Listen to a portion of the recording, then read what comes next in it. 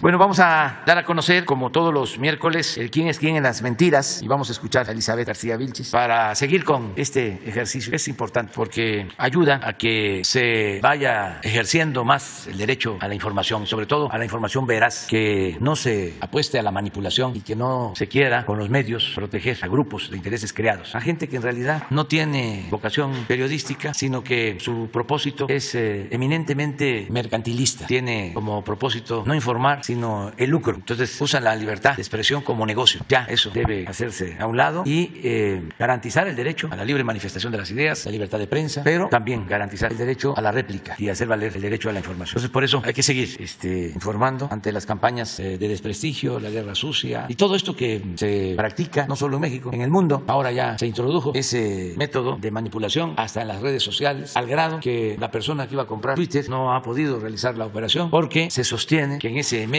hay un porcentaje considerable de cuentas falsas, es decir, que no hay limpieza en esa red, que hay lo que llaman bots, robots y tráfico de venta de esta publicidad clandestina y ya no hay la credibilidad, ¿no?, que se requiere, y por lo mismo pues ya no tiene valor un medio así. No es que esté diciendo de que no sirve Twitter, estoy explicando un fenómeno, ¿no?, que se da. Ayer, antier, hablé acerca del modelo neoliberal, dije lo que siempre he sostenido, incluso hasta lo escribí en uno de mis libros, que independientemente de las fallas estructurales que tiene el modelo neoliberal, lo que más lo hace fallido es el fenómeno de la corrupción, que los modelos pueden ser perfectos, pero como dicen los tecnócratas, una variable de corrupción destruye todo. Es como el caso de las leyes. Ninguna ley dice que está permitido robar. El problema pues no son las leyes, el problema es que no se cumplen, se respetan en la forma y se violan en el fondo. Entonces un medio de estos que están a favor del conservadurismo manejó de que yo hablaba de que el modelo neoliberal era perfecto, pero es un medio supuestamente manejado por profesionales de la comunicación. Sin embargo, es tanta su oposición al movimiento nuestro, a la transformación, que se obnubilan y muestran el cobre. Así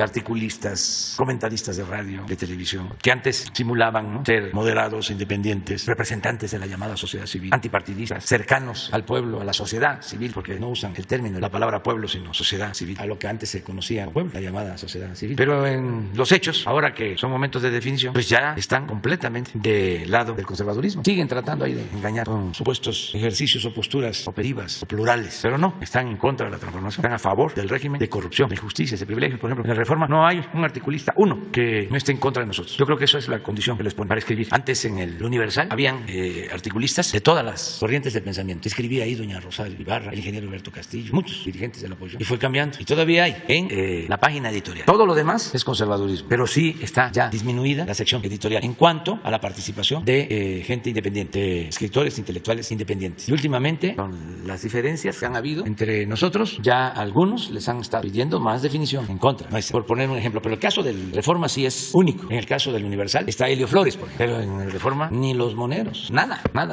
Todos en contra. Los paladines de la independencia y de la sociedad civil. Pero nosotros no somos sociedad civil. Es como la llamada Cumbre de las Américas, que hay países a los que no quieren invitar, pues no se sabe de qué continente son, ¿no? Si es una Cumbre de las Américas y nos invita a todos, ¿de dónde son? Es algo así parecido, porque puede ser un periódico, vamos a decir, de izquierda, progresista, pero bueno, pues existen los ciudadanos de derecha, los ciudadanos conservadores, hay que tomarlos en cuenta, ¿no? Si es un periódico de derecha, pues existen también los ciudadanos de izquierda, y aún un porcentaje mínimo, pues debería de atendérsele. Lo ideal, aunque hablan algunos de que en periodismo no puede haber objetividad, pues es que se informe, nada más, que no se editorialice en las notas, que no se manipule en la información. Pero bueno, ya hablamos bastante sobre eso. Buenos días, con su permiso, señor presidente. Este es el quién es quién en las mentiras de la semana del 25 de mayo de 2022. Vamos a iniciar con un nuevo fotomontaje. Hacen fotomontaje para atacar al gobierno mexicano por contratación de médicos cubanos. A partir del anuncio del presidente Andrés Manuel López Obrador sobre la contratación de médicos especialistas cubanos por el déficit que hay en el país, muchas han sido las críticas, descalificaciones, incluso mostrando racismo y xenofobia. Sin embargo, también hay muchos mexicanos que aceptan y entienden esta decisión. Como señaló el presidente, en otros países se ha reconocido el trabajo de los médicos de la isla. Por ejemplo, el 7 de julio de 2020, el ministro de Salud de Italia, Roberto Speranza, agradeció la importante ayuda de los médicos médicos cubanos en su país cuando se vieron desbordados los servicios de salud por la pandemia de COVID-19. Lo mismo han hecho otros gobiernos como el de Sudáfrica y Andorra. Sobre este tema, uno de los ataques más recientes que se viralizó en los últimos días fue un fotomontaje que supuestamente mostraba a los médicos de un hospital de México que se manifestaban con carteles en los cuales se lee: "No votes otra vez por idiotas, ayúdanos". Esta instantánea fue denunciada como noticia falsa por Infodemia, del Sistema Público de Radiodifusión del Estado mexicano, como por la agencia AFP. La foto real que usaron para el fotomontaje fue tomada de una publicación de médicos de Quito, Ecuador, en 2020. La leyenda original versa: "No salgas, quédate en casa, ayúdanos". Y bueno, ustedes pensarán, como nosotros, es el colmo de la falsedad.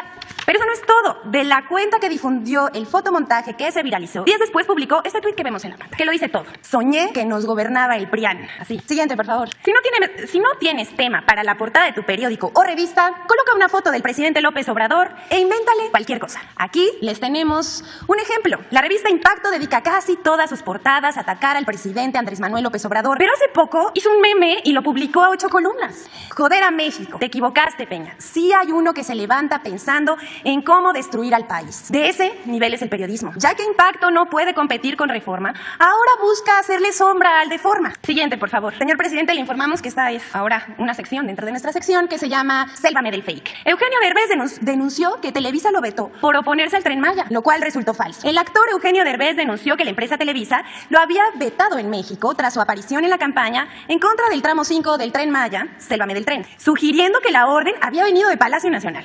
Derbez señaló que le cancelaron entrevistas en Televisa porque había llegado un memorándum. Pero esto resultó una mentira. El propio Emilio Azcárraga Gallán, presidente del Consejo de Administración de Televisa, lo desmintió en su cuenta de Twitter. Azcárraga afirma que el actor sí fue entrevistado en programas de Televisa y que también ha hecho cobertura en sus noticieros sobre el Tren Maya. Sin embargo, Azcárraga aclara que la verdadera razón del problema que oculta Derbez es que tiene un conflicto con Televisa por los derechos de la familia Peluche, del cual quiere que le regalen los derechos del nombre. Así que este conflicto entre particulares por los derechos de un programa los utilizó Derbez para llamar la atención, alegando censura de Televisa por órdenes del gobierno. Todo lo cual evidentemente es falso. Y bueno, queremos terminar este Sélvame del Fake con el tuit que publicó Emilio Azcárraga. En pantalla aquí lo vemos. Dice: "Tú y yo sabemos que la verdadera razón es que estás enojado porque quieres que te regalemos nuestros derechos de la familia Peluche". Ya córtale, bicho. Es cuando, presidente.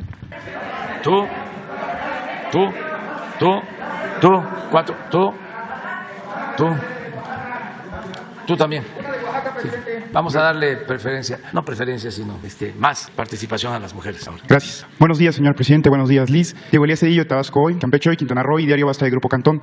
Señor presidente, aprovechando también esta coyuntura de la sección de quién es las mentiras, en el transcurso de esta semana trascendió en varios medios nacionales, informaron precisamente que este lunes pasado el titular de Fonatur, Javier May, no se le permitió la entrada a Palacio Nacional, cuando acompañado de otras personas intentó ingresar por la puerta de la calle Corregidor, aquí por la puerta 8 de Palacio Nacional, por donde entran todo tipo de funcionarios e invitados especiales. Esta situación dio pie a una serie de comentarios en las benditas redes sociales que dijeron, desde que se trató de un desaire a un cercano colaborador suyo, hasta un presunto distanciamiento de usted con su paisano. Entonces, señor presidente, me permito preguntarle, ¿hay algún tipo de distanciamiento con su paisano, Javier May, o por qué trasciende este tipo de noticias de que no pudo ingresar a Palacio Nacional? Gracias, presidente. No, pues no existe ningún problema con Javier May. Al contrario, es un servidor público de primer orden. Es alguien que le tengo toda la confianza. Y es un caso como el de Aarón Mastache, al que me referí el fin de semana en los pueblos yaquis, en Lomas de Guamuchi. Aarón trabajaba en Gobernación, pudo ser, ya estaba incluso propuesto, director de la Comisión Forestal y tiene nivel para subsecretario y para secretario. Lo conozco desde hace tiempo. Me ayudaba a cuidar que no se nos inundara la ciudad cuando fui jefe de gobierno. Lo conocíamos como Tlaloc, porque aquí, así como hay calor, también cuando llueve y la lluvia cae en una zona, si no hay desasolve, si no hay limpia del drenaje, hay inundación. Se le llama eufemísticamente, así como los tecnócratas llamaban desincorporación a las privatizaciones, aquí se le llama encharcamiento a la inundación, pero el encharcamiento está hasta el tope de los carros, ¿no? Hubo encharcamiento, ¿verdad? Hasta, ¿cómo se le llama la parte de arriba? Hasta el toldo. Entonces, bueno, pues este servidor público es tan eficaz que le dije, me interesa mucho lo del distrito de agua de los Yaquis, que es histórico. los dotó de tierra y de agua el general Cárdenas después de la revolución y después de muchos sufrimientos porque fueron exterminados. Y estamos llevando a cabo un plan de justicia a los pueblos yaquis. Y le dije, Aarón, me interesa esto, no quiero iniciarlo y no terminarlo, quiero dejar terminado el distrito de riego. Y un acueducto porque no tienen agua. De esas contradicciones, paradojas, injusticias. Y le propuse que se quedara ayudándome en lo del distrito de riego y aceptó. Ya hablaba yo de la diferencia que hay o lo importante que son los cargos, pero también los encargos. Una cosa es la jerarquía en la estructura administrativa, si eres director, si eres subsecretario, si eres secretario, y otra es la responsabilidad que tienes de un proyecto que es estratégico por el bienestar que va a producir. Entonces fue lo mismo en el caso de Javier, era secretario de Bienestar. Imagínense, la Secretaría de Bienestar pues debe de estar manejando como 300,000 millones de pesos al año. Es la secretaría que coordina lo del apoyo a los adultos mayores. Hagan la cuenta, 12 millones de adultos mayores que reciben pensión bimestral de 3,850, 12 millones. Y también es la secretaría que administra, maneja los fondos para más de 1 millón de niñas, niños con discapacidad. Es la secretaría que maneja los cerca de 30,000 millones de pesos del programa Sembrando Vida. Y le pedí que nos ayudara como director de Fonatur, pero en realidad para hacerse cargo del Tren Maya. Entonces lo pensó creo que mediodía y me dijo sí, estamos hablando si se tratara de jerarquías administrativas de un cargo menor. Sí, nada más que terminar el Tren Maya es una gran obra por los beneficios. Además son 1,500 kilómetros de Tren Maya con todos los opositores en contra, intereses de todo tipo en contra para que fracasemos. Es todo un desafío. Entonces Javier es de absoluta confianza y vamos trabajando, vamos avanzando y vamos a cumplir para finales del año próximo. Vamos a estar inaugurando el Tren Maya. Gracias. Por Javier y el equipo y por el compromiso de las empresas constructoras y por los ingenieros militares que ya están allá. Entonces es una persona de toda la confianza. Gracias, presidente. Y precisamente en el tema del Tren Maya, si no me equivoco, fue en su gira de Cancún cuando usted nos platicó esta unión que se piensa hacer entre el tren del corredor transísmico que dirige Rafael Marín y el Tren Maya que va a correr por toda la península del sureste mexicano. Presidente, preguntarle, ¿cuál es el proyecto que tiene su sexenio en materia ferroviaria? Ha trascendido en redes sociales precisamente que usted le gustaría dejar restablecer las vías ferroviarias que anteriormente estaban en el país. Preguntarle, presidente, si se sostienen reuniones entre el titular del corredor interoceánico y Javier May con usted para la unión de estas dos vías de tren, y también si tiene pensado renovar estas vías ferroviarias en todo lo que es el país, en el norte, en el centro y en el sur. Y, presidente, si a usted le gustaría dejar precisamente un sistema de trenes en México al terminar su sexenio, o si lo dejaría como tarea pendiente, o cómo sería el estatus que dejaría. Gracias, presidente. Bueno, yo lo que estoy procurando es restablecer el sistema de trenes de pasajeros en México. Es parte de nuestra historia, ya lo hemos hablado mucho tiempo, desde que se inició el primer tramo de México a Veracruz con el presidente Juárez y lo terminó, lo inauguró, si no me equivoco, en 1873, a ver si lo damos, 1871 o 1873, el presidente Lerdo de Tejada. Ya había muerto el presidente Juárez y el que lo sustituye es el presidente Sebastián Lerdo de Tejada y él inaugura el ferrocarril, el primer tramo de la Ciudad de México a Veracruz, y a partir de ahí se inicia, 73, a partir de ahí se inicia la construcción de vías férreas. Porfirio Díaz hace más de 20,000 kilómetros, además que pues estuvo 34 años, pero fue impresionante porque se comunicó todo el país con los ferrocarriles. Por ejemplo, Torreón pues es fruto del ferrocarril y muchos lugares. Llegaba el ferrocarril al norte, se comunicaba con Estados Unidos. Esto no sucedía en la época de la Reforma, porque los liberales tenían una frase atribuida a Lerdo, precisamente, donde no querían la integración con Estados Unidos. Decían, entre un pueblo fuerte, en este caso Estados Unidos, estaba creciendo, y uno débil, el desierto. En cambio, eso con Porfirio Díaz cambió, ya se modificó esa concepción y se buscó la integración. Entonces creció mucho el número de kilómetros de vías férreas. Todo el país estaba comunicado. Y luego la revolución, lo mismo, eran los trenes de pasajeros. En el caso, por ejemplo, del sureste, pues primero fueron los barcos, toda la península, Tabasco, a Veracruz, y de ahí en tren a México al principio. Y luego ya se hizo el ferrocarril del sureste antes de la carretera. El que comunica al sureste por carretera es el presidente Adolfo Ruiz Cortines. Estamos hablando de don Adolfo, fue 46, del 52 al 58 fue don Adolfo Ruiz Cortines. Y antes Miguel Alemán ya había inaugurado el ferrocarril del sureste. Hay una crónica de Salvador Novo, se las recomiendo, cuando se inaugura el ferrocarril del sureste. Él va en el tren, en el vagón presidencial. Entonces, y allá en el sureste, pues ferrocarril siempre existió, era parte de la vida, y en el norte y en todos lados. De repente llegan los genios tecnócratas y la corrupción más grande que se haya conocido en el país, y se acaban los trenes de pasajeros y quedan nada más los trenes de carga. Entonces es interesante que volvamos a utilizar este sistema de comunicación que se mantiene en Europa y que se mantiene en otras partes del mundo. Y en el caso, a ver si ponemos un plano sobre el Tren Maya, y a ver si, o un plano sobre el sureste para explicar de qué es lo que nosotros vamos a entregar. Estamos calculando rehabilitar y construir pues alrededor de 2,600 kilómetros. Pero este es el Maya. Ya lo hemos visto varias veces. Este es de Chiapas, es Palenque, luego entra a Tabasco, luego Campeche, Yucatán, Quintana Roo y regresa a Campeche. Estos son 1.500 kilómetros. Pero si pones un plano, un mapa más grande, esto es bastante, son 1.500 kilómetros. Pero si lo ampliamos a Oaxaca, a Veracruz, van a poder constatar que aparte de esto hay 900 kilómetros, un poco más, ¿sí? O 1.000 kilómetros. Aparte de estos 1.500, serían como 2.500, que es donde estamos trabajando. Un mapa de México. Sí, este mes. Entonces, el Maya empieza aquí y va hacia arriba y regresa aquí. Estos son 1.500. Pero de aquí a Coatzacoalcos hay un ramal que es del tren del sureste, el que hablamos, que se inauguró en los años 50 del siglo pasado. De aquí a Palenque deben de ser como 350 kilómetros, 400. Ese lo queremos rehabilitar. Aquí tenemos problemas porque hay puentes que ya están en mal estado.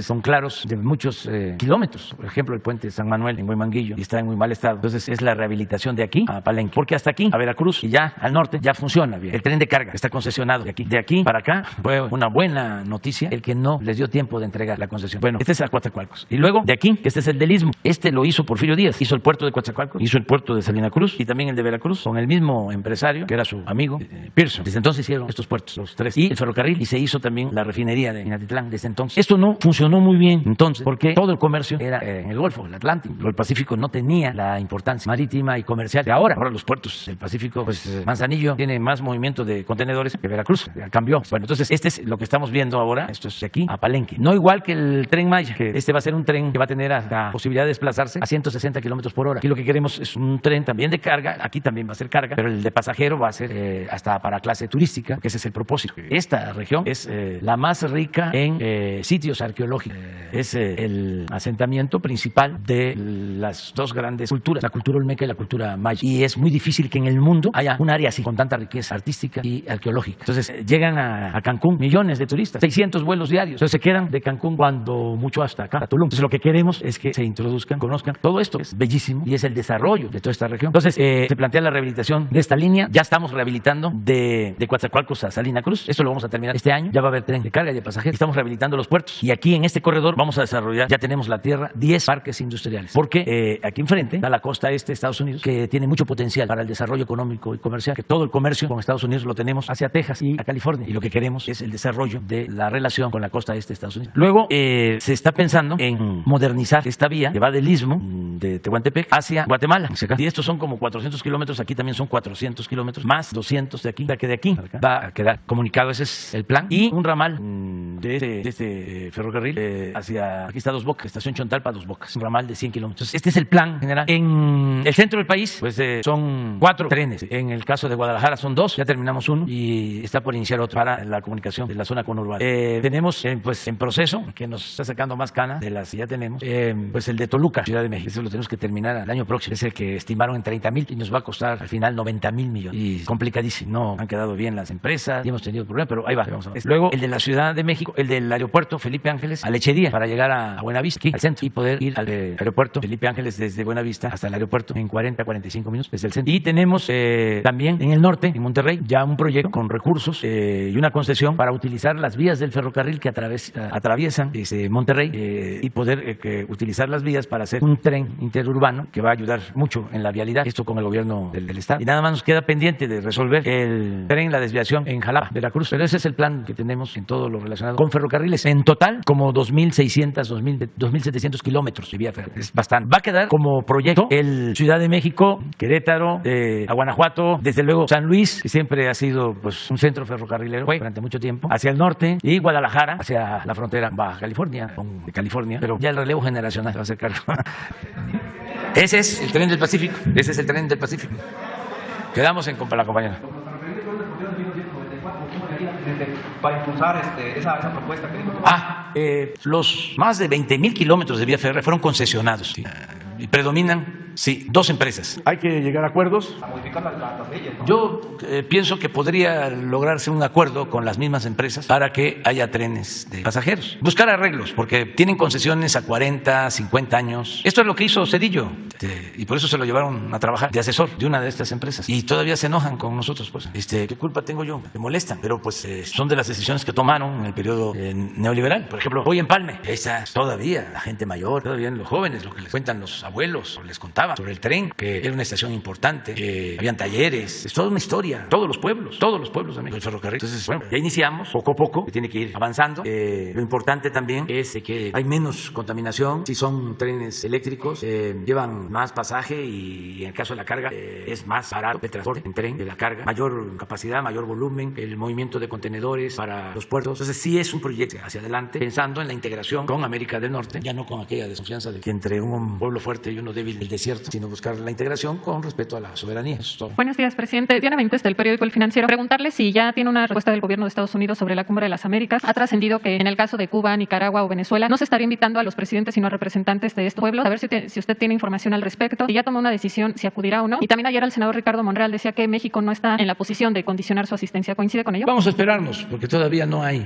una definición. Se está conversando, dialogando. Vuelvo a agradecer al gobierno de Estados Unidos porque no ha habido cerrazón y está tomando en cuenta nuestra propuesta de invitar a todos, que nadie excluya a nadie. Entonces estamos buscando una respuesta en beneficio de los pueblos. Vamos a esperar. Yo quiero aprovechar para enviar mi condolencia, mi dolor, transmitir mi solidaridad con los familiares de los jóvenes que perdieron la vida ayer, mandarles un abrazo fuerte, como lo hacemos con todos los que pierden la vida en nuestro país. Lamentablemente sucede, nos duele mucho que hayan estas desgracias, y mandarles un abrazo a los familiares de los jóvenes, de las víctimas, y también pues nuestra solidaridad con el gobierno de Estados Unidos, porque son momentos muy tristes, muy difíciles. Y nosotros pues lo mismo, entonces padecemos aquí. Hasta ahora de manera directa, nacidos allá, digo acá, no se sabe, pero de que son de origen mexicano, la mayoría no hay duda. Es que toda esa región de Texas pues pertenecía a México. Basta ver los apellidos, son hijos o nietos de mexicanos, y nos duele mucho, lo lamentamos, son desgracias, ¿no?, que se lamentan mucho. Presidente.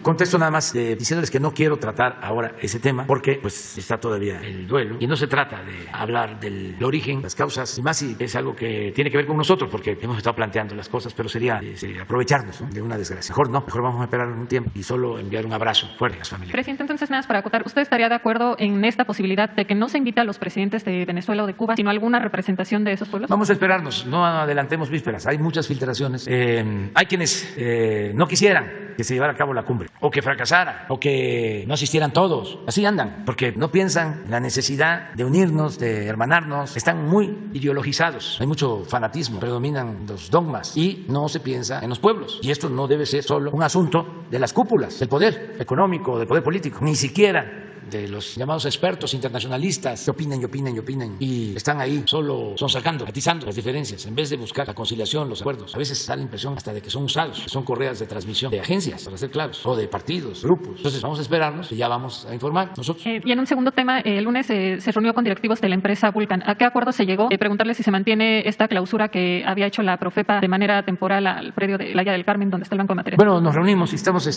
platicando. Ellos incumplieron con un acuerdo. Habíamos quedado de que se detenían los trabajos de excavación hasta que se definiera un proyecto alternativo turístico de protección al medio ambiente. Y pensábamos que estaban cumpliendo, que no se estaba trabajando. Y fui hace un mes, porque estoy supervisando las obras del Tren Maya, y me informaron de que habían reiniciado el trabajo o no habían dejado de trabajar. Y me tocó constatarlo, porque no lo creía y sobrevolé la zona. Y en efecto estaban trabajando. Entonces ellos sostienen de que una mala interpretación, pero el planteamiento es: no queremos que se siga destruyendo el medio ambiente, no queremos que se siga utilizando toda esa área, que son como 3,000 hectáreas, como banco de material, y que se lleven ese banco de material para construir carreteras en Estados Unidos. A ver si no tienen ahí la imagen. Es que eso es una destrucción. Se utilizan dinamitas, se utilizan explosivos, ¿sí? Eso, Derbez, por ejemplo, además porque aquí lo mencionaste, nunca se dio por enterarse. Y la mayoría de los ambientalistas, es más, los que ahora están en contra de que se construya el Tren Maya, dieron hasta permiso para que esta zona de Playa del Carmen, es de las zonas más bellas del Caribe, se utilizara como banco de material. Imagínense la utilización de explosivos para extraer material y en barco llevarse todo ese material a Estados Unidos. Entonces, es una empresa fuerte en Estados Unidos de la construcción, y allá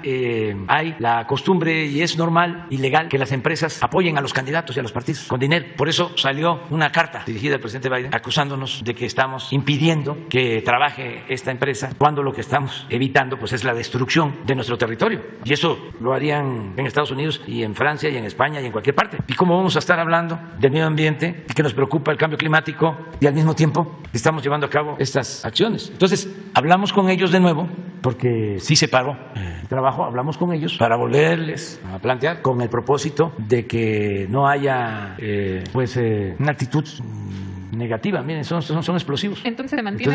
Entonces, ahí están, con la idea de, a ver, vamos a retomar el proyecto, vamos a pararnos, vamos a retomar el proyecto para darle un uso turístico ecológico al terreno. Se les ofreció facilitarles el puerto, el Calica, que es un puerto que tiene calado suficiente para cruceros. O sea, sí hay un proyecto alternativo, ¿no? Se está analizando. Nosotros vamos a hacerles una propuesta de uso de suelo sin esta destrucción. Lo que está muy claro es que no permitimos ya que se extraiga material. ¿Se va a mantener la clausura? ¿Mande? ¿Se va a mantener la clausura? Sí. El único acuerdo es que lo que ya han extraído, que se lo pueden llevar, pero ya no van a poder extraer más. Y si no se llega a ningún acuerdo, a tribunales, quedamos en libertad, tribunales nacionales y extranjeros. Y nosotros vamos a presentar todos los elementos de prueba para demostrar de que es una catástrofe ecológica que no podemos aceptar. Pero, ¿tú tienes sonido?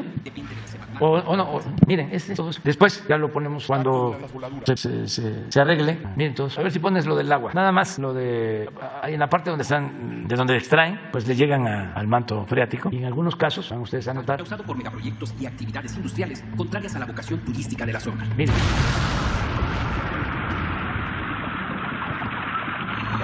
Un ejemplo es la empresa Calizas Industriales del Carmen, Calica, subsidiaria del grupo estadounidense Legacy Volcan, que extrae toneladas de roca caliza por debajo del manto freático para producir piedra triturada, grava y arena que se exporta a los Estados Unidos.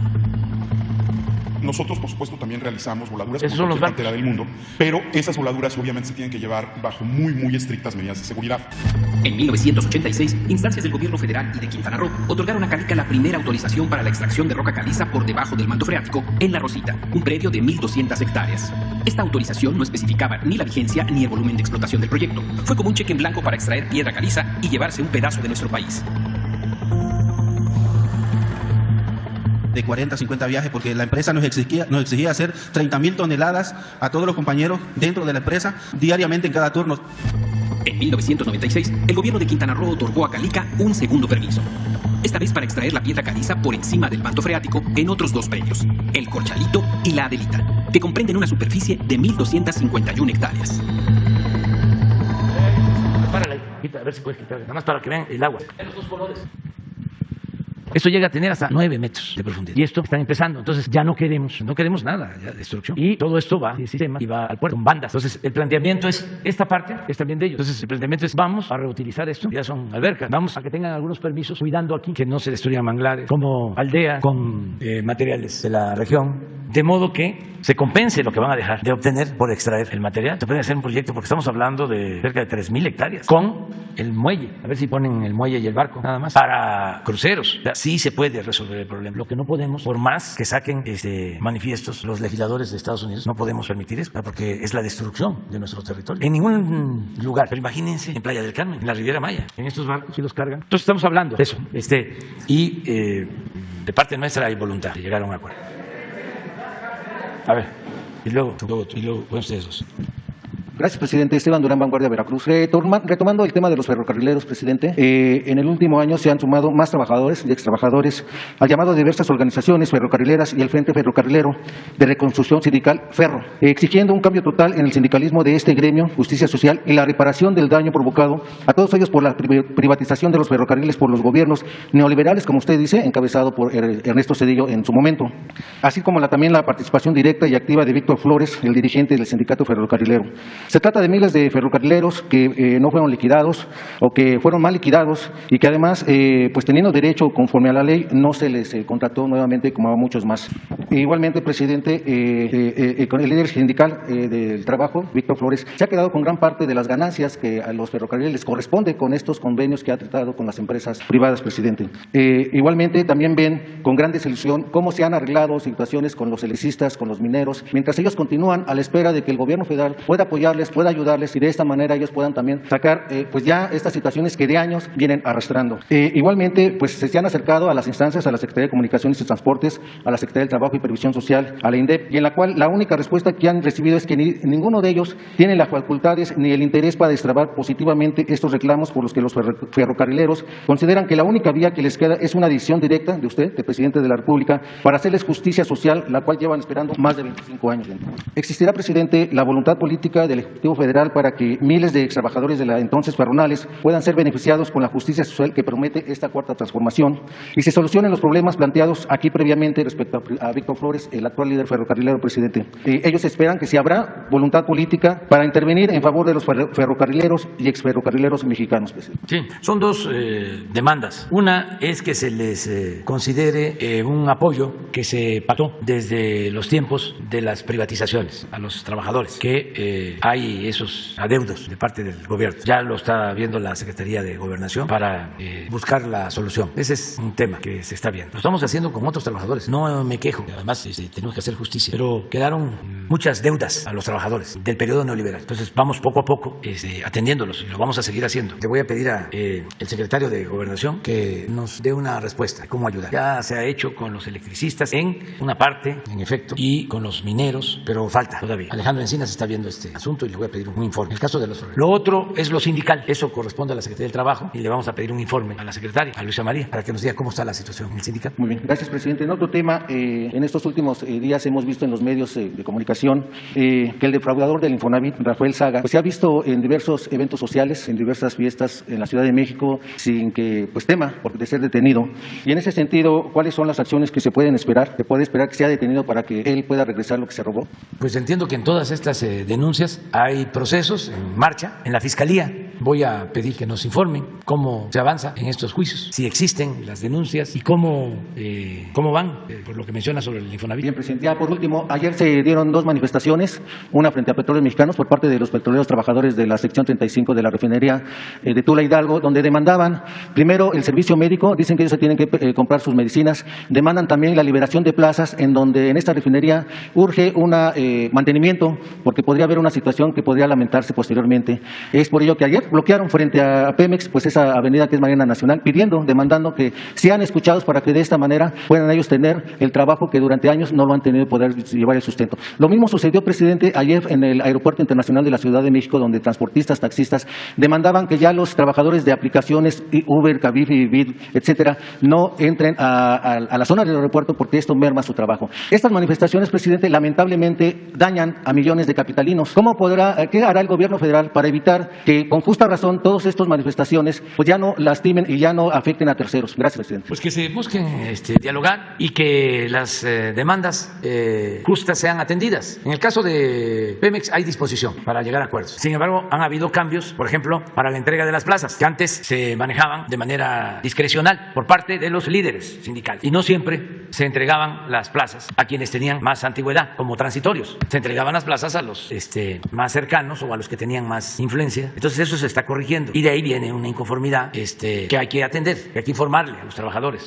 Y también pues hay los que siempre quieren llevar agua a su molino, líderes charros que todavía hay, que sienten que están siendo desplazados y que ya no pueden seguir medrando y entonces asusan. De todas maneras hay que atenderlos, pero como se dice coloquialmente, no irnos con la finta, porque habían sindicatos poderosísimos y líderes sindicales que vivían rodeados de atenciones, de privilegios, líderes sindicales con mansiones riquísimos. Entonces eso ya no se permite y no les gusta. Cuando no se continuó con el aeropuerto de Texcoco hubieron inconformidades, pero no solo eran los empresarios que tenían sus contratos, también obtenidos con influyentismo, sino los líderes, que eran los que vendían el material, lo transportaban, tenían hasta una distribuidora de combustible adentro de la barda donde se estaba construyendo el aeropuerto de Texcoco, de Huachicol, y eran intocables porque si no se les cumplían sus demandas, cerraban un poco lo que hacía Antorcha Campesina. Pues nosotros atendemos a todos, a los trabajadores, a los transportistas, desde luego a los campesinos, pero una cosa son los trabajadores y los obreros y otra cosa son los líderes o dirigentes que viven o vivían del influyentismo y de la corrupción. Eso no se puede permitir. Entonces, sí, yo estoy pendiente de lo de los trabajadores. Acabo de hacer una denuncia porque cerraron una válvula y se está haciendo una investigación. ¿Quién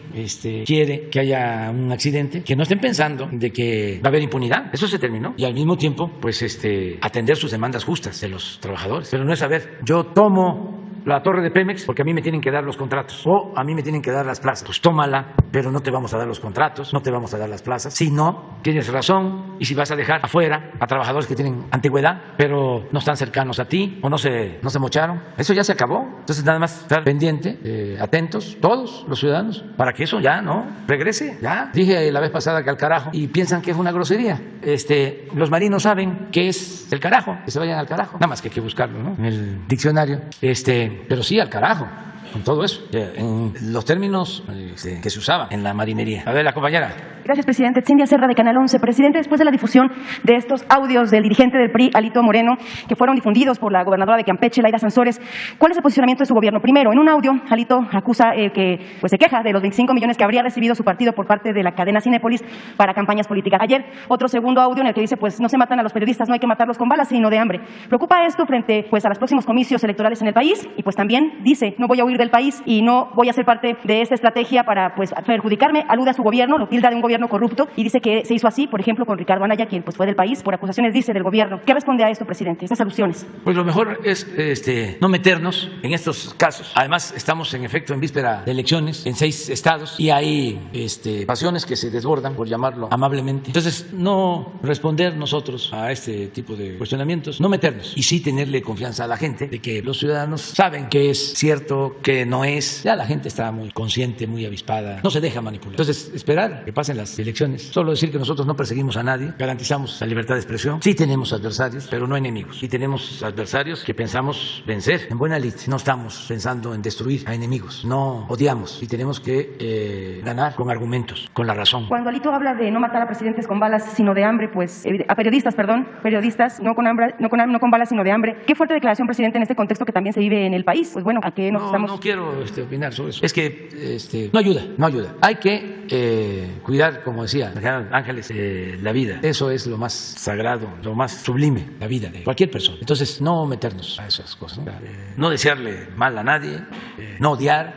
Todas las religiones sostienen el principio del amor al prójimo y, lo he dicho, los libres pensadores también son partidarios de la solidaridad, de la fraternidad. Por algo se incluyó cuando la Revolución Francesa lo de libertad, igualdad, fraternidad. Entonces, buscar eso y vamos bien.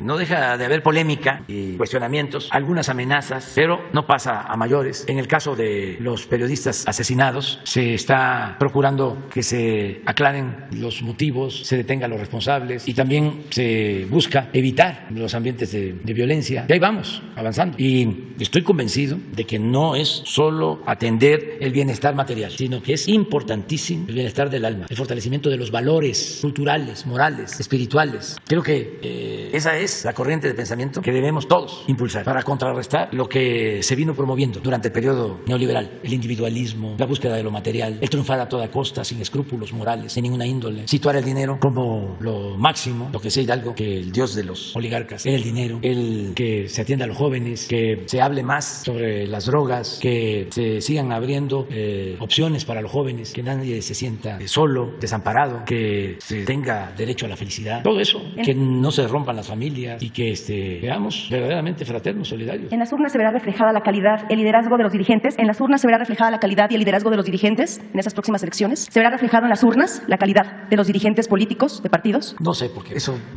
la gente lo va a decidir. Gracias, presidente. En otro tema, después de su gira por Centroamérica, pues pudimos percibir que usted es reconocido en esos países por sus programas sociales. La gente lo reconoce así, lo reconoce como un dirigente líder en la región. Algunas posibilidades que tuvimos de entrevistar a personas de Guatemala, de Cuba, El Salvador, Belice. ¿Usted está pensando, pasando esta cumbre de las Américas, pasando esto, tendría pensado ir a una gira por Sudamérica ahora, concentrarse, pues, por ejemplo, con presidentes como de Argentina, de Chile? Ya tiene usted una invitación abierta, por cierto, por parte de Alberto Fernández, el presidente de Argentina. ¿Iría a Sudamérica, Brasil después? Pues la verdad es que ya tengo muy poco tiempo ya, no sé, deben de ser 2 años, 4 meses los que me faltan para entregar la presidencia, si me lo permite el creador y la naturaleza. Entonces tengo que aplicarme a fondo. Si me dicen cuáles son 2 preocupaciones, de acuerdo a mi trabajo, diría el tiempo y en segundo lugar el presupuesto. O sea, el tiempo para que podamos concluir y el presupuesto para que podamos financiar las obras sin endeudar al país y que tengamos los ingresos propios. Por ejemplo, hoy amanecí contento porque, ¿cómo es que dice el Heraldo? Yo ya ni me acordaba pero no es el Heraldo. El Impacto, fíjense que el Impacto lo fundó, creo que don Regino Hernández Yergo.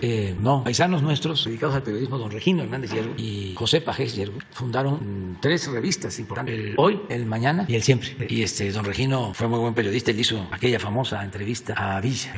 No, pero el Heraldo es el Impacto. No, yo creo que no tuvieron ellos que ver. Pero bueno, tenía tiempo, ya ni me acordaba que existía. Pero hoy me levanté contento porque está bien la recaudación. A ver si la pones. Estamos arriba en la recaudación. Y a eso iba también. Inversión extranjera, que a ver si la ponemos. Miren esto, es inversión extranjera. Es histórica, aún quitándole esto. Tienen que ver con operaciones.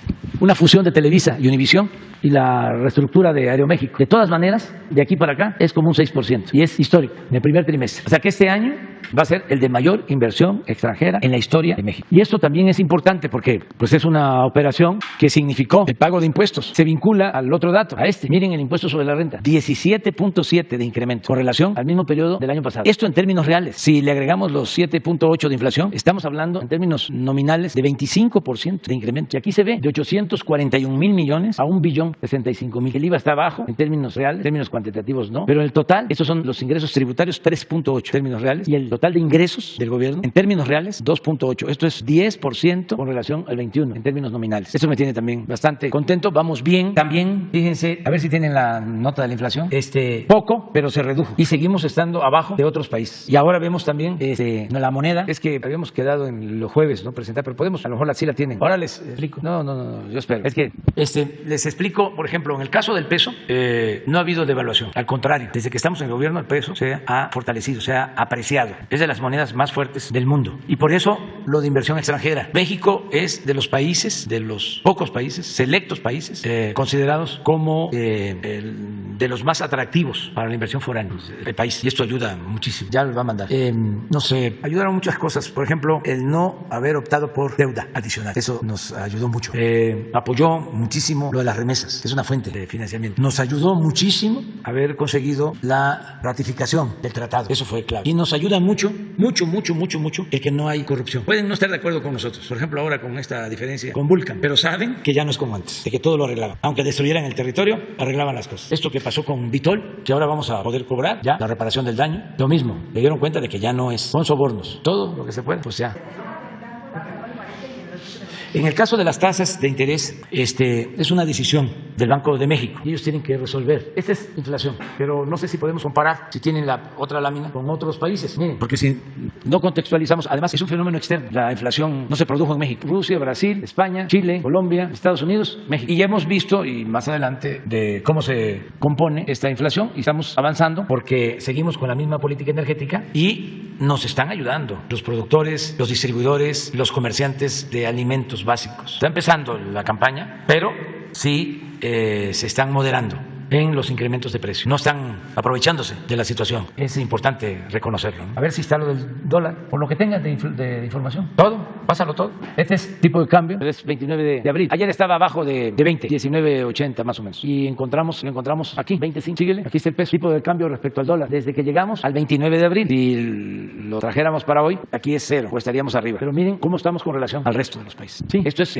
cómo estaba el peso en otros sexenios, cómo fue. Pues aquí lo agarramos nosotros y lo mantenemos. Aquí hubo un incremento, aquí hubo un incremento en todos. Entonces, ahí vamos, ponle más, sí. Esa es variación de tipo de cambio, esa es remesas, ahí traemos 17% arriba con relación al año pasado. Por eso, si seguimos así, sí podemos llegar a los 60,000 millones de dólares Esta es la proyección por año. Acá estamos en remesas, ahí la que dejamos.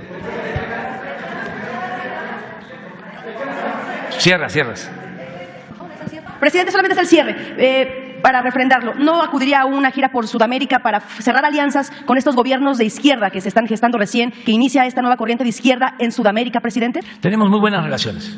muy buenas relaciones con todos los gobiernos de América del Sur, del Cono Sur, aún con gobiernos no tan afines en lo ideológico, pero que están gobernados por gente seria, como es el caso del presidente de Ecuador. Él es de origen banquero, pero es una persona respetuosa, prudente. Estamos firmando con ellos un acuerdo comercial, presidente Lasso, y es muy buena la relación. Con el presidente del Perú, buenísima la relación, muy estrecha. Celebro que esté Perú con más estabilidad política, porque habían pasado por momentos difíciles. Ahora siento que hay más gobernabilidad, más estabilidad, y esto ayuda mucho a los pueblos. En el caso del Perú estaba entrando el presidente y ya querían removerlo. Eso no ayuda. El caso del presidente Boric en Chile, pues es un aire fresco, joven. La gente de Chile votó por la democracia. En el caso de Argentina, Alberto Fernández es nuestro hermano. Lucho Arce. Así nos tenemos mucho afecto, somos compañeros. En fin, muy bien. Deseo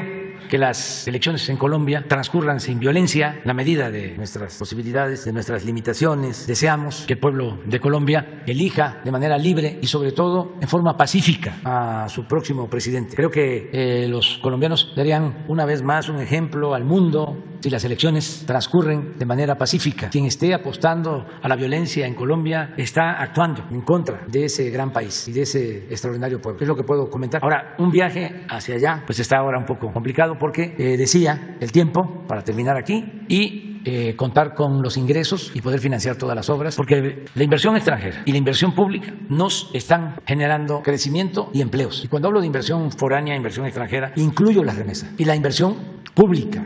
Lo que se está orientando al sureste significa mucho trabajo, muchos empleos en todas las obras. Entonces, si hay inversión, hay crecimiento. Si hay crecimiento, hay empleos. Si hay empleos, hay bienestar. Si hay bienestar, hay paz, hay tranquilidad, gobernabilidad. Ese es el proceso, esa es la fórmula.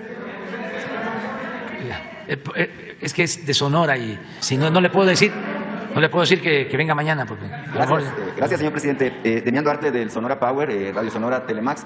Usted ya dijo que soy de Sonora. Es de gente educada ser agradecidos y nosotros en Sonora estamos muy agradecidos por su reciente visita, en particular porque usted fue a donde ningún otro presidente jamás había ido, muy en específico a la región de la Sierra Alta de Sonora, y muy en particular con los Guarijíos, allá en Mesa Colorada, también en Zaguaripa, en donde está la gente más sencilla de nuestro estado, pero también la más recia, ¿no?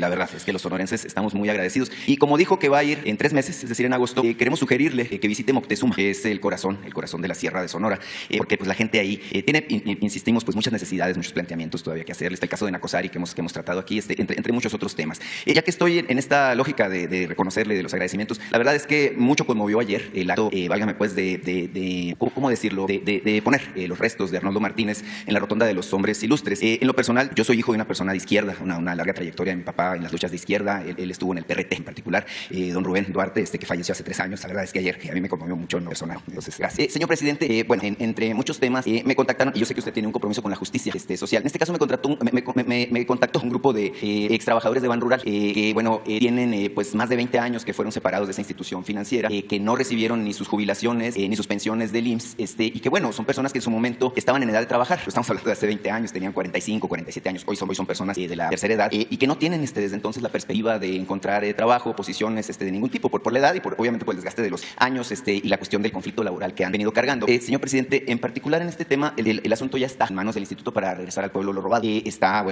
como parte, por ejemplo, del tema de los ferrocarrileros que se ha estado atendiendo. Me pidieron ellos de veras encarecidamente, porque me dicen que son personas con muchas necesidades, enfermedades, etcétera, que le hiciera un llamado de auxilio a usted al respecto de su condición y su situación. Entonces, preguntarle si es posible que se retome y se le ponga atención en específico a los extrabajadores de Banrural. Sí, es algo parecido a lo de los ferrocarrileros. Y tiene que ver con Ernesto Prieto. Y le voy a pedir, además de Adán y de Alejandro Encinas, Ernesto Prieto, a ver qué respuesta tenemos en los dos casos, ¿no?, para ustedes. Acerca de la visita próxima a Sonora, que todavía falta, van a ser 3 meses, sí vamos a ir por allá, porque quiero hacer una supervisión del camino de Agua Prieta a Bavispe. Entonces, para bajar de Bavispe a Hermosillo, pues tenemos que pasar por Moctezuma, que es como un cruce de camino, es un sitio estratégico, y ahí podemos llevar a cabo la reunión. Pero vamos a verlo, y sí, vamos a seguir trabajando con Alfonso Durazo, que es un buen gobernador, y cumplirle a la gente en todo, y se va avanzando. Señor presidente, en el tema de la estabilidad económica, de lo que habló ahorita abundantemente constantemente. Muy interesante cómo nuestra moneda se ha fortalecido. Por ahí en redes yo leía un comentario que hacía alguien que usted sería, de cerrar, por ejemplo, en las condiciones en las que está hoy el tipo de cambio, bueno, pues usted sería el primer presidente en 75 años que logra una ganancia de nuestra moneda respecto al dólar. Creo que el último en este caso fue Miguel Ávila Camacho. Este asunto del fortalecimiento de la economía, bueno, pues en particular, pues nos muestra mucho del carácter que ha tenido su administración al respecto de impulsar medidas contracíclicas y tener su propio modelo, porque había quien decía que usted nos iba a llevar al comunismo, o al socialismo en su caso. Había quien decía, bueno, que el modelo neoliberal y la mano invisible del mercado pues era lo mejor que pudiéramos tener. Es interesante porque también nos hemos fortalecido frente al euro. En particular, observaba yo que está en 21.20 la paridad respecto al euro. Entonces, en particular, señor presidente, preguntarle en este sentido si usted ya se fijó un objetivo al respecto de lo que pudiéramos tener en materia económica como país de aquí al cierre, ya que usted está hablando de que le quedan 2 años con 4 meses. Es decir, ¿cuál es la perspectiva? ¿Cómo ve el asunto del tipo de cambio? ¿Cómo ve el asunto del fortalecimiento de nuestra economía? Si los mexicanos, bueno, podemos tener la esperanza, como lo planteamos hace creo que poco más de un año, allá en las inmediaciones de la pandemia aquí, que usted hablaba de que existía la perspectiva de un nuevo milagro mexicano. Preguntarle esta situación en particular. Muchas gracias. Pues llevamos desventaja, porque en lo económico, el mejor periodo de la economía de la época posrevolucionaria fue el tiempo en que gobernó Adolfo López Mateos y también Díaz Ordaz. Esos 12 años en que fue secretario de Hacienda, Antonio Ortiz Mena. Ahí se lograron 3 cosas importantes. No hubo devaluación, no hubo inflación y hubo crecimiento. Y la tasa de crecimiento anual fue de arriba del 5%. Eso sí, fue un fenómeno. Esa era mi aspiración. Sigue siendo, pero se nos presentó lo de la pandemia, ¿no? Y nos tumbó la economía y se complicaron las cosas. Entonces, de esas 3 variables, pues yo sí pienso que en el peso vamos a continuar y que sí, el peso mexicano está más fortalecido que el euro, eso lo puedo decir, y no ha habido depreciación. En el caso de crecimiento, pues apenas nos estamos reponiendo de cómo estábamos antes de la pandemia. Yo espero que sí se siga creciendo, no descarto que en el tiempo que nos quede el crecimiento sea mayor. Y en lo de la inflación también tengo motivos para el optimismo. Creo que vamos a poder controlar la inflación y se va a cumplir con los pronósticos o con las proyecciones del Banco de México. En lo que sí le ganamos a otros gobiernos es en justicia social. Ahí sí, y lo puedo probar. Nunca se había distribuido el ingreso, la riqueza, como ahora, con justicia. Ahora está llegando presupuesto a quienes no les llegaba nada. En eso sí, estamos mejor que en la época del milagro mexicano y del desarrollo estabilizador. Porque en ese entonces sí, crecimiento, pero crecimiento no significa bienestar, no es sinónimo de bienestar, no significa desarrollo. Entonces, con lo que nos falta, vamos a buscar mejorar más todavía a la gente de abajo, de las bases. Por ejemplo, me quiero ir con la satisfacción de que todos los adultos mayores de México van a tener una pensión que cuando menos les va a permitir tener sus alimentos. Todos. Así, eso lo tengo muy claro. Por eso también hay que combatir la inflación, porque no se trata solo de aumentar salario mínimo. Por ejemplo, en eso, ahí llevaba más de 40 años que no había incrementos al salario como ahora. Ahí también estamos en primer lugar. Pero con inflación, aunque aumente el salario, aunque aumente el monto de las pensiones, se reduce el poder adquisitivo, la capacidad de compra. O sea, no hay bienestar. Entonces, en eso estamos. Yo espero que nos siga yendo bien. No hay razón para pensar en que va el país a entrar en crisis en lo económico. Nosotros estamos protegidos porque no hay una deuda exagerada, porque tenemos ingresos, porque no estamos gastando más de lo que ingresa a la hacienda pública, hay disciplina financiera, y hay inversión y la gente está teniendo confianza. Siempre digo lo que siento, lo que me sale de mi corazón, de mi alma. Y allá en Desemboque, allá con los seres, dije que desde que estoy en el gobierno, no solo le ha ido bien a los pobres, a la gente más humilde, sino que ningún rico ha perdido dinero de los de arriba. Puede ser que los medianos, pero cuando me reúno con los que tienen más y están invirtiendo en México y confiando en México, les pregunto cómo les va. Por ejemplo, allá en tu estado, a los mineros, tienen la suerte de que el precio de los minerales está arriba y les ha ido muy bien. Le pregunto a otros y les va bien, y luego veo publicaciones y estoy informado. No hay nadie que se queje. Me acuerdo que hace como un año, yo creo que ya se repuso, solo uno de los 30 con más dinero en México había perdido. Y eso poco, creo que a estas alturas ya se recuperó. Entonces, es a todos, pero procurando hacer conciencia de que no es nada más acumular dinero arriba y dejar desprotegido a los de abajo, sino que el gobierno lo primero que tiene que hacer es apoyar a los de abajo. Y a mí me da gusto de que, por ejemplo, Televisa, y mando a felicitar a los directivos, porque es obligación pagar los impuestos de todos, pero antes, porque las leyes permitían evadir el pago de impuestos, algunos optaban por ese camino y no pagaban impuestos. Imagínense lo que es que Televisa pague 10, 12 mil millones de pesos, que Bimbo venda una pequeña empresa, la de las paletas Payaso Ricolino, y pague más de 3 mil millones. Y le explicaba yo al dueño, le decía yo, pues es el equivalente a lo que necesitamos para iniciar la construcción de los caminos en la zona más pobre de México, en la montaña de Guerrero. Para allá va ese dinero. Se entusiasmó cuando le dije, que también eso es importante. Si no se paga, en algunos casos es porque se tenía la idea, aparte de que siempre está la tentación, ¿no?, del dinero mal habido, ¿no?, pero aparte la justificación. ¿Para qué pago impuestos si se lo van a robar? Ahora no cuidamos que nadie se robe el dinero del presupuesto y por eso todo el mundo está contribuyendo. Y felicito a estos empresarios que están pagando. Casi todos están contribuyendo, todos. O sea, no tengo quejas de que Slim no esté pagando. Estamos hablando de alguien que tiene un poco, ¿no? Bueno, ya nos vamos. Ya. Mañana, sin lista.